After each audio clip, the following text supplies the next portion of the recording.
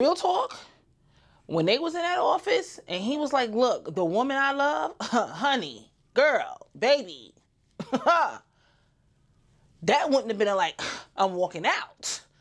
This mouth right here, he would have got the tongue lash in his life. Real talk. And I ain't talking about speaking in tongues neither. I'm not talking about cussing, but there's no way he would have been able to stand up there. They say this is a big rich town. Yeah.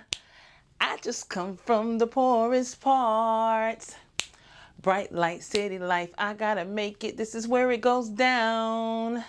Hey, I just happen to come up hard. Illegal or illegal, baby, I gotta make it. What's up, Jules? Diamond Girl here. Welcome to another commentary of Power and Chill. So let's just get right into this video, into this commentary, only because we are running so much out of time, right? It's almost over. So I had a crazy idea. Like, I've been watching this show since season 1, episode 1. So since we're in the last season, the series finale, and we're like up to episode 14, I had this crazy idea, like it would be great to go back and watch all of the episodes prior to episode 11. So that's episodes 1 through 10. So I'm gonna get right into this video and start at episode number 1. We're just gonna do a lot of recapping, okay?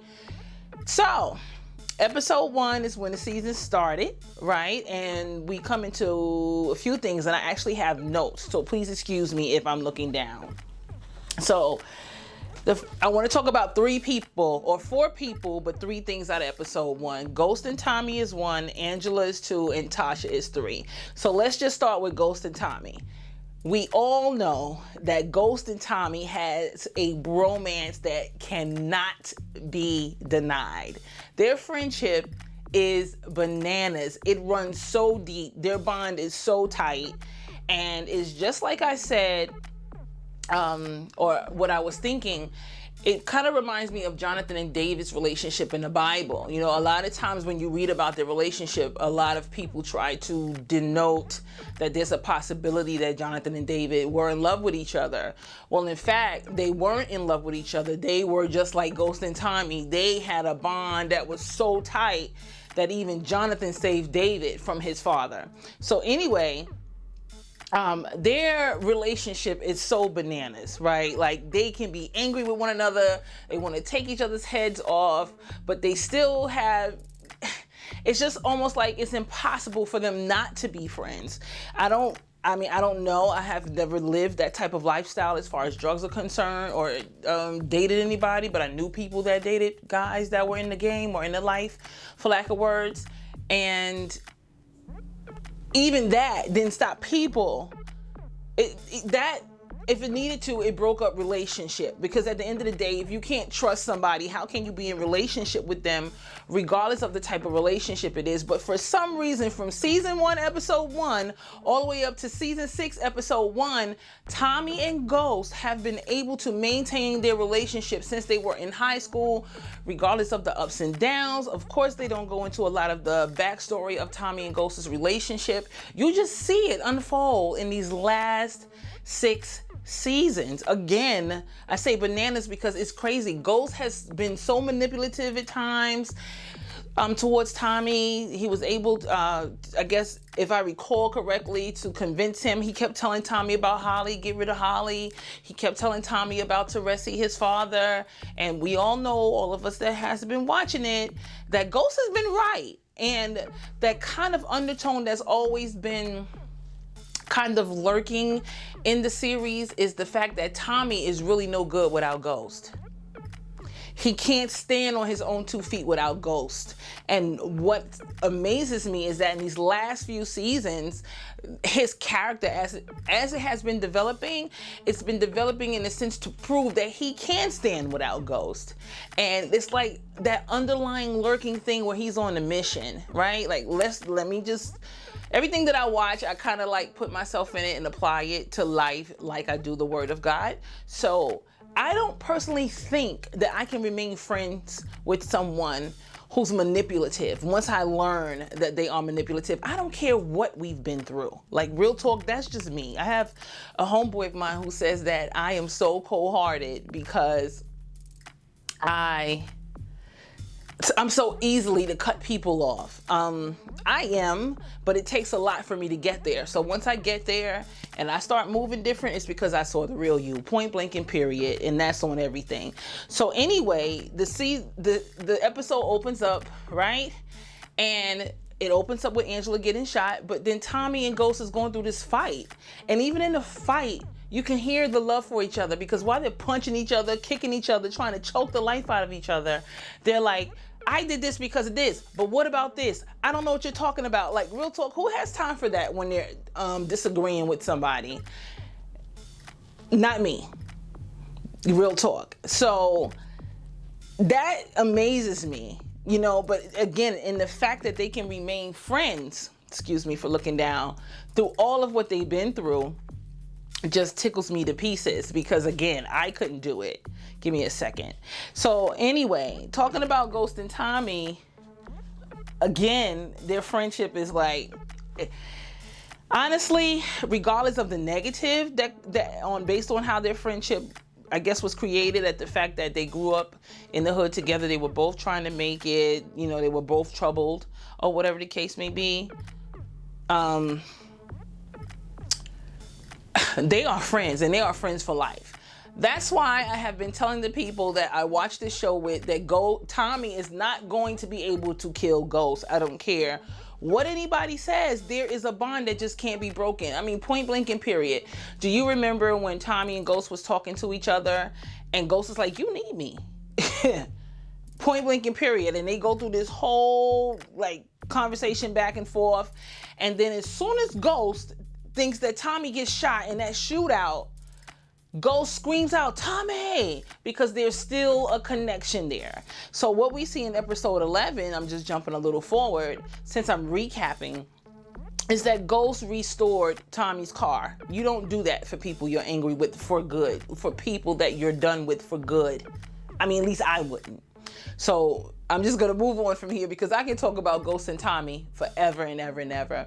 The next person I want to talk about is Angela, because this is exactly how this episode, excuse me again for looking down, this is exactly how this episode opens up. It opens up where season 5 ended, and that's with Angela taking that bullet for Ghost. I have a question about that. You know, Angela was who she was, right? And if it seems that the lighting is going in and out in here, I'm so sorry, you guys. I have a lamp over here that I swear is possessed. It keeps going off and coming on. I'm so over it. I'm going to replace it. So moving on anyway. She gave her life for him, right? But my question is, do you guys think, comment down below, do you think that she gave her life because of duty or because of love, or is it because of both? I myself personally think she gave it because of both. There is a part of her that serves her country, serves her state, New York or whatever. So it's common for, I guess, a federal agent or a federal U.S. attorney to push someone behind them to take a bullet. On the other hand, though, as a woman being in love with someone, she's good, because again, I'm not taking no bullet for nobody. I'll love you till I can't love you no more, but I am not taking a bullet. I'm sorry. I'm just not doing it. She took this bullet for Ghost, and she took it smack dab in the chest, which leaves her dead, right? So the thing is, her whole death sets off this series of events. And, you know, if you're looking at the last episodes and you go back and you start recapping all of the previous episodes, you start seeing, like, everybody's out for Ghost. Everybody has the same common denominator, Ghost. James St. Patrick. They want him off the street, they want him behind bars, or they want him dead. And no matter what it is, off the street, behind bars, dead, I'm so excited that my words are getting tripped up. The fact of the matter is, the end result needs to be that we get rid of James St. Patrick, regardless of how we do it, dead or alive. He has to go, right? So again, her death sets off this whole series of events. And you start paying attention to all the other characters, you know, all of those that walked up on him, I believe in episode 10, when they're showing that he's gotten shot. And you see where all of the seething and all of the rage comes from with him, or towards him, for lack of knowledge. Listen, what do I think about Ghost? I think he is an excellent chess player. And I learned how to play chess, but I forgot it. But anyway, he's an excellent chess player. If he knows how to play chess and he knows how to call checkmate, I'm not mad at the guy. Okay? People know how to maneuver in and out, maneuver the way they need to maneuver, not maneuver, in this life. Unfortunately, some people get over and it be the wrong type of stuff. And here you'll have a good guy that may not. But again, the show is named Power, and we all know who has the power on the chessboard. That is the queen. She's the one that's in charge. Okay? So that's what everybody's goal is, to have power. That's why everybody seems crooked to some degree. So anyway, her death, Angela that is, sets off this series of events, and everyone's angry with Ghost, dead or alive. We want him off the streets or whatever. We don't want to see him no more. We actually want him to be what his name is, and that is a ghost. So moving on, or I should say going back to that whole question I had a few minutes ago about Angela taking that bullet for Ghost. Was it for duty or was it for love? There is definitely a line that Paz says to Ghost in the episode where she says, she did everything for you. And when you think about it, it's true. I mean, like, she saved his son from going to jail, but she had to save her butt in the process as well. She saved his family. That's the constant theme that keeps going in and out of this final series.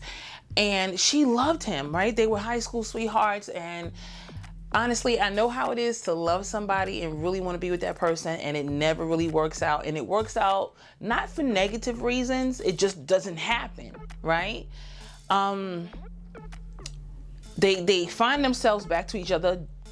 I don't believe in coincidence, so I just want to say by fate, right? Because this is the blueprint of their life and they're just walking it out.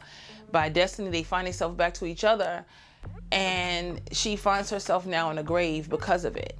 Which takes me back to some seasons earlier where Paz told her, this is not going to end well for you. And it's so true, because it didn't. She ended up in a casket because of the love that she has for this man. Honestly, guys, I don't even know. You know, that's a lot. That's just a whole lot. I mean, like, truth be told, she shouldn't have been dealing with him anyway. He was married. Whether or not he was happily married has nothing to do with nothing.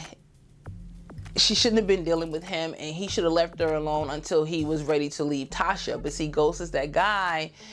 I want to say he wants to have his cake and eat it too. I don't really find him to be that way. I find him to be more of the type of person that until he needs things to work the way he wants it to work. And then when he gets what he wants, he's done. Whether it's with the situation, with you, or whatever the case may be. So he's very selfish. But anyhow, I wanted to throw that on y'all. That's like my second point from season 6, episode 1. The last point I want to make is Tasha. I'm so over Tasha. I mean, Notori is doing a great job playing her, but honestly, I'm out of breath just trying to think about it or talk about it. Anyway, moving on to Tasha. Her character. Here we go. Us ladies being in love, and it's not only us, because men do silly things too when they're in love. However, I'm a woman, so I can only speak from a woman's perspective. She did sign a prenup. So Ghost already knew he was going to be who he was. Gotta love that. I love that. The man's got goals. I'm not mad at him. And he goes after them. Who wouldn't love a man like that? Honestly, he's very, very attractive, and he's very confident, which is also the best attribute when it comes to being attractive. So anyway, she signed a prenup. Dude, girl, not dude, girl, you signed a prenup, but you rose with him. So and that's fine. She wanted to prove to her boo that she ain't with him for his street money. And I get it. I so get it. But girl, you living this wonderful life in this penthouse in the city, and you walking around in the finest clothes, the finest shoes, carrying the finest bags. doorman service, not even a key to the place. You literally just step off the elevator into your home, and you can't survive without this man? In this age? In this day? Absolutely not. I'm not going for it. Girl. Ladies, let me just stop right here and make this an ad-lib, an asterisk, a footnote, whatever you want. Please, please, please, sign a prenup if you choose to. I don't really care.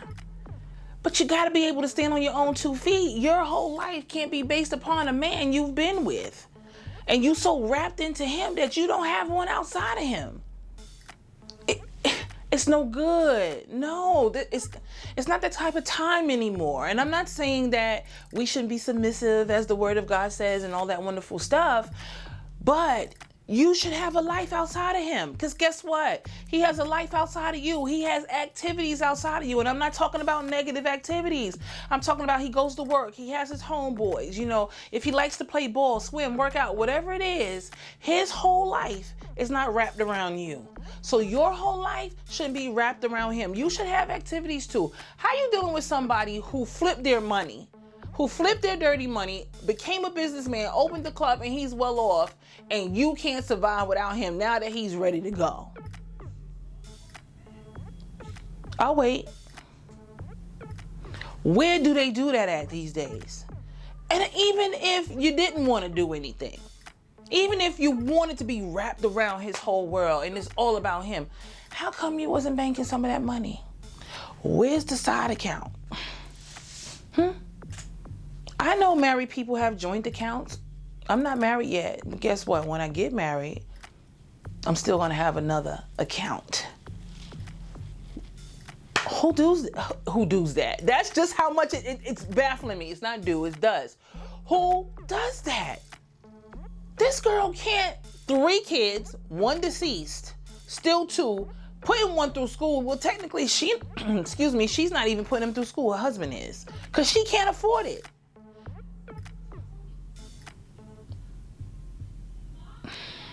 Where do they do that at in this day and age? She reminds me of this lady. I used to work in a management office as a receivables bookkeeper years ago. And I remember the lady coming in and she asked me to write a rent check for her. I didn't judge her because I understand the time that she came from, but it broke my heart. Her words to me was, "I need help. Can you please write this check for me? I'm so sorry. My husband died." She's crying. She's like, and he did all these things and now he's gone. Ladies, brothers, men, gentlemen, you have to be self-sufficient, married or not. You have to be self-sufficient. You shouldn't be in a predicament where if your spouse leaves you or your companion leaves you, and I'm not going to talk too much about husbands and wives because I haven't been nobody's wife. I've just been Novi, Diamond Girl, all along. So that's the only thing I know how to be is Novi, hashtag, or AKA Diamond Girl. That is it. So I've always been able to fend or take care of myself. So that attribute is not going to leave when suddenly somebody says, "I love you enough to put a ring on it." No, it's not going anywhere. I'm still going to be self-sufficient. I still have a life outside of my husband. I have activities outside of him.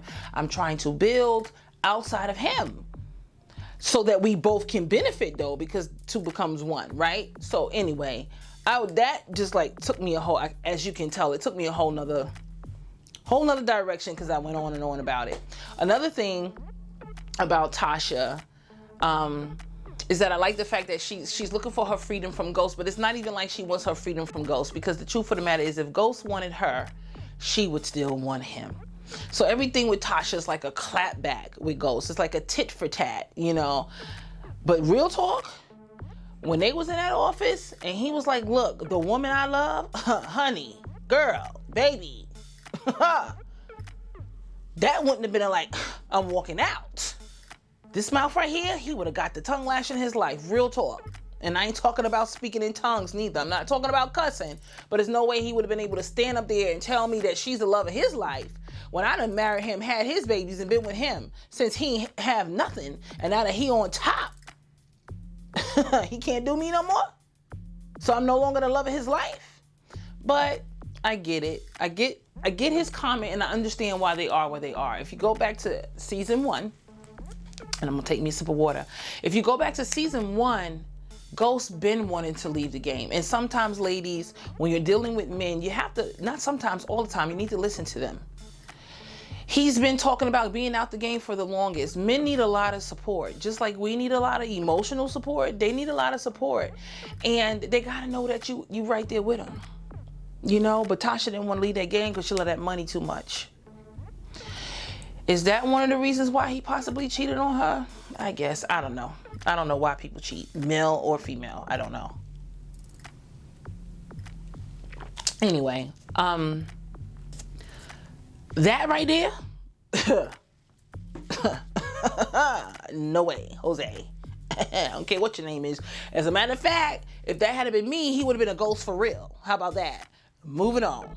So, the final thing I want to say about Tasha is her mother. I'm starting to see a constant theme here with the mother relationships, the relationships with these characters and their mothers. I can't really recall Tasha and her mother's relationship too much in previous episodes and previous seasons, but her mother's way of thinking. No. And before I even go there, if you made it to this point of the video, don't forget to give this video a thumbs up, like, comment, and if you're not subscribed and you like the commentary, please subscribe. I would love for you to come back and be a part of the Jewel Gang. So back to Tasha's mother. Homegirl, I don't know. I have a great relationship with my mom. She's my boo, honestly. I call her Boo Boo Kitty. That's my baby. My mom would never tell me, well, now that the side chick is dead, you know, people work things out, blah, blah, blah. Like, her mom is trying to talk to her back into getting back with this man that she done spent the majority of her life with since she was a teenager up until now. And one woman walks back into his life from the past, regardless of what their differences are. He wasn't willing to work that out. He was ready to move on to her and then stood there and said, oh, she was the love of my life. The woman I loved is dead. And her mother, her mama, her madre, tried to talk her back into going back to this man when she finally got the courage to leave.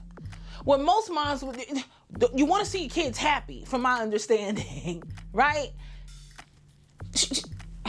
I'm speechless, y'all. I'm sorry. I don't understand. I'm so glad my mom is not like that. My mother's very reasonable.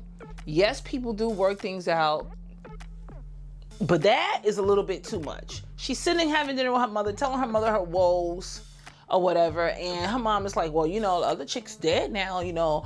Husband and wives have worked things out and and I've heard that. I've seen marriages come back together again, which is a great thing after something like cheating. But there's a lot more going on with Ghost and Tasha than cheating. There's a lot more things that Ghost has done or said. Like, come on, this relationship is toxic. Truth is, it probably was always toxic, right? Or somewhere along the line, it got toxic and nobody was willing to work it out, or nobody was listening. I don't know. They didn't get deep into these characters' relationships like this. But her mom blew my mind. And I kind of like Tasha's clapback, even though it really wasn't a big clapback, because, you know, you got to respect your mama, right? So she just, you know, said what she had to say about it and she moved on. But I was really appalled that her mother was like, well, you ain't got no money, so. That's moms for you. I'm sorry. That's a mom for you. She know how to throw your mask back up in your face. So she was like, boo, you need to get it together and go back to him because you don't have no money. That's why she shouldn't have signed the prenup. Or she should have read it before she signed it. Because clearly in the prenup, it said if she initiated the divorce, that she got nothing. Oh gosh, I'm so sorry, but it's just hilarious. But the flip side of it being funny, how many people do you know possibly end up in these type of situations? As they always told us, read the fine print. Keep a copy.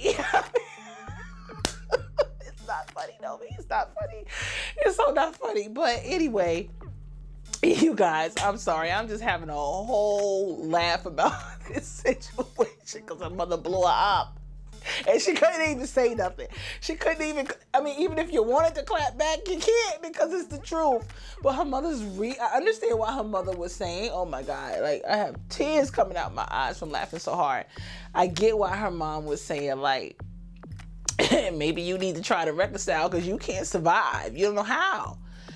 But anyway, you guys, that is episode 1. Those are the 4 people that I wanted to talk about from episode 1 and the 3 things that I wanted to cover about episode 1, season 6, episode 1, titled Murderers. So with that being said, I hope that you liked this video. I hope that you got a chuckle with me because I do like to laugh. Please thumbs it up.